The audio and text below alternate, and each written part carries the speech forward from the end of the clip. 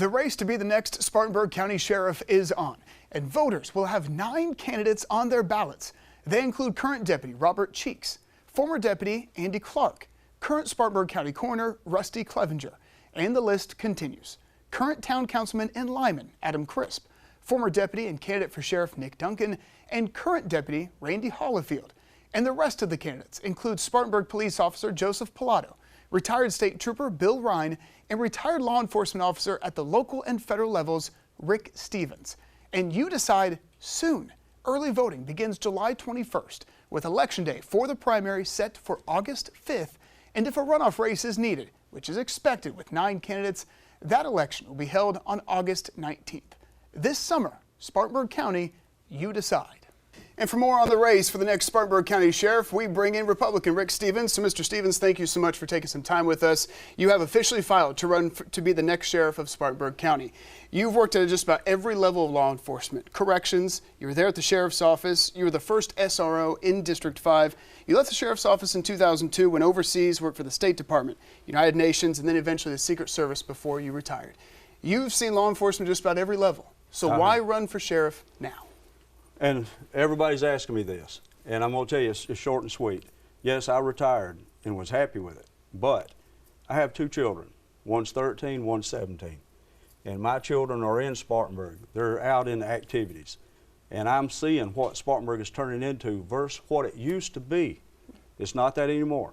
And with the growth of Spartanburg, it's going to get worse. I want to do my part. Now, yes, I'm highly trained in what I do, and I've done it at a much larger level than what we have here. But I feel like it's a debt for me to pay to step forward and offer my services and my training to the Sheriff's Department to do what we need to do. Keep in mind, just in the last couple days, 2 days ago, man shot driving down Highway 85. Last month, 4 homicides. The meth that's in the county, if you put an X at your house and draw a circle around it, within 50 miles, somebody's cooking meth. Then the problem with fentanyl. Fentanyl is a big deal because one hit of fentanyl can kill you, and it has killed people. It's coming out of Mexico. State Department's hitting them hard, so they're sort of slowing down on making the pill. Now they're putting it on the gummy bears. A lot of people take THC gummy bears, not knowing it was fentanyl. Since I started this campaign, I cannot tell you how many people I've talked to whose children died. They're gone. Now, I'm a victim of that also. My sister's son, 17 years old, state champion in Woodruff wrestling, he had got a scholarship and his life had started. He was killed at 17 by somebody who was chasing somebody else over drugs. He just happened to be coming home from work. He's gone. Can't bring him back. But what we can do is make sure nobody else has to go through what our family went through. And not just me stepping forward. I can't do it by myself. I need the community to step forward and support me and help me. You've said in a recent interview that once you get into office, you're going to make sure and focus on the first domino, and you stomp that out. What is that first domino you think needs to be addressed first if elected sheriff? Well, the first domino is going to have to be the drugs, because with the meth takers have to have money to buy it.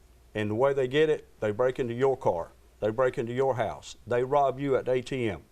By me taking this first domino down, and I mean hitting it hard, you're going to see me and 7 police cars on a normal basis going down the road, going to the meth houses. When we start stomping that out, you'll see the domino effect of the other crimes slimming off. One of those things, too, you also said in a recent interview you hadn't been back to the Sheriff's Office since 2002. You went to go get printed before filing for Sheriff. Having that long of a time frame pass between the last time you were inside that Sheriff's Office to now, do you think it'd be difficult to reconnect with some of those deputies who have already been through a lot? Well, it's a good question. I mean, I left in 2002 and I took the opportunity to go overseas, and I closed the door. I never went back to the Sheriff's Department, not even to visit anybody, because I had other things, mostly a family. But I think in a way that's good. because I'll be going into the Sheriff's Department with the understanding of here's how we're going to do it. I want you on my team, and here's how we're going to benefit the public. Because remember, there's a lot of good people still there. Absolutely. And we're going to move them toward that direction.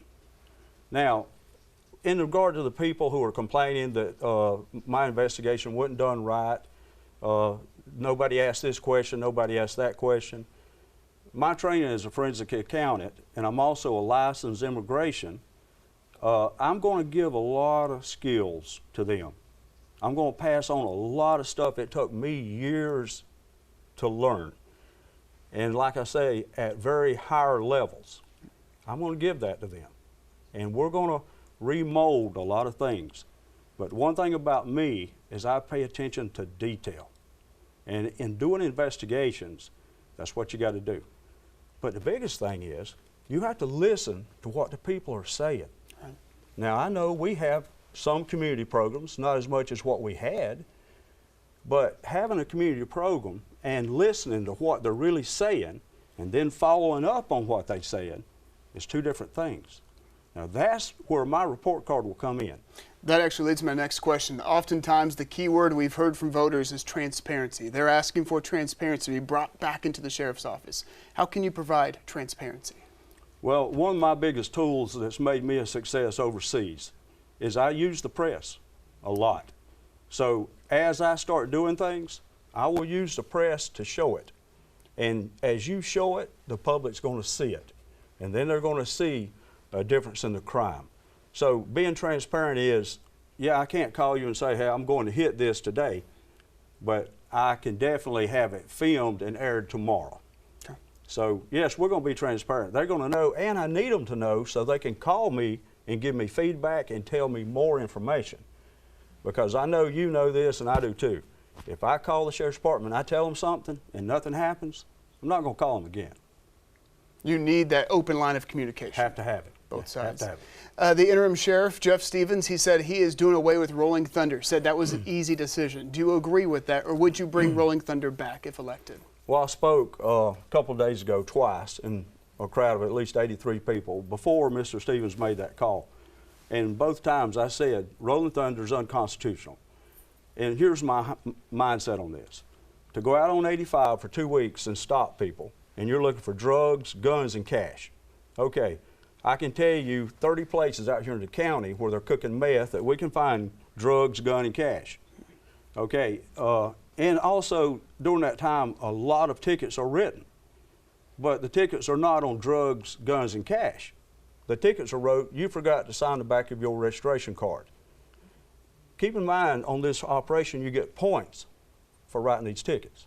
Now, the people in Spartanburg County, even the ones that are not stopped, they feel like, okay, if you're stopping people for drugs, guns, and cash, why are you writing me a ticket for not signing the back of my vehicle registration card? These are people that got caught up in that mix. I don't think, and I'm listening to what they say, I don't think this should happen. But if you take another step and say, what did we get from it? Well, in 2024, we got 3 lawsuits, and all 3 won. Then when you look at it deeper, the actual searches they were doing were not documented or not filmed. You just don't do that. Now, don't get me wrong. If they call me from Georgia and they say, 18-wheeler's coming through your area, and he's got drugs, guns, or cash, it's enough time for me to take that probable cause, go to a judge, and get them, and I will. But no, I will not go out on 85 and set up 2 weeks stopping people, when I can get the same result going out in the county and hitting the drug dealers we already have. I think lastly here, running out of time, what is your promise to the citizens of Spartanburg County? My promise is this, and it's very clear. If you elect me sheriff of Spartanburg County, you're going to elect somebody who's been doing what you need done on a lot larger level. And I'm going to give you immediate results. Now, you heard county council cut our pay. I don't care. You know what? Because my report card in 8 months is going to be great. They're going to want to give me a raise, but you know what? I'm not going to take that raise. I want the officers at Spartanburg County to get a raise before me. And I vow now, in front of everybody, I will not take a pay raise until those officers get their raise. So what is your promise to deputies then? As opposed to the pay raise, what else can you promise deputies? I promise deputies this. Under my administration, when you come to work in the morning, you're going to be expected to perform. And you have to know who our boss is, and that's the people of Spartanburg. But you're going to come to work in a relaxed environment. There's going to be no more pressure of any list or anything like that. All I ask you is one thing. When you walk down the hall and you meet another person, smile. Smile. Rick Stevens, candidate for Spartanburg County Sheriff. Mr. Stevens, thank you so much for your time. Thank you.